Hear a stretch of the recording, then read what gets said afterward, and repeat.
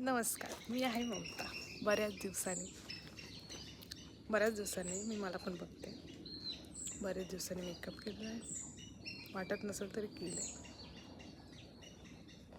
तेवढे स्किल का आपले मेकअपचे चांगले नाही आहेत, तरीसुद्धा आपण प्रयत्न केलेला आहे.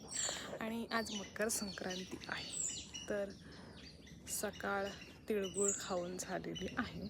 डॉक्टरने सांगितलेत नाही खायला, पण मी खाल्लेत.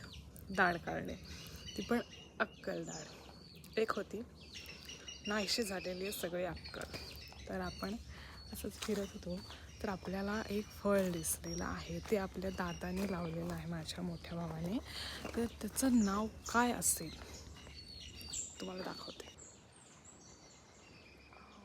हे आहे ते फळ. काही गोष्टी म्हणजे हल्ली सगळ्याच गोष्टी विकत भेटतात, पण आपण स्वतःच्या बागेत लावलेल्या फळझाडांना, फुलझाडांना जेव्हा फुलं येतात तेव्हा तो आनंद काही वेगळाच असतो. मी लावलेली नाही आहे, दादाने लावलेलं आहे, आईने पाणी घातलेलं आहे. मी फक्त ॲडमायरर आहे, कारण मी इथं उसनी आहे राहायला, कारण ही थोड्या दिवसांसाठी, त्याच्यामुळे मी ॲडमायरच करू शकते.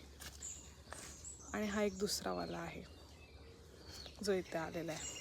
तर याला इंग्लिशमध्ये स्टार फ्रूट असं बोलतात, मराठीमध्ये पण त्याला काहीतरी नाव आहे. आम्ही तर करकरा म्हणून म्हणायचो लहानपणापासून. हे आमच्याकडे येत नव्हतं, बाजूच्या वाडीमध्ये येत होतं. तिथली आजी आम्हाला आणून द्यायची.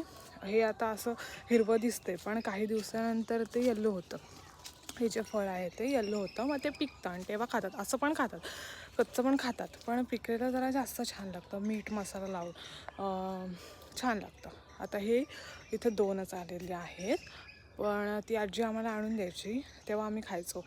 पण हे आपल्याकडे पण असू शकतं, आपण पण लावू शकतो, हे आज समजलेलं आहे मला. तर ते आलेलं आहे, बऱ्याच दिवसाच्या वाट बघण्यानंतर हे आलेलं आहे. तर तुमच्याकडे या फळाला काय म्हणतात ते मला नक्की सांगा कमेंटमध्ये प्लीज.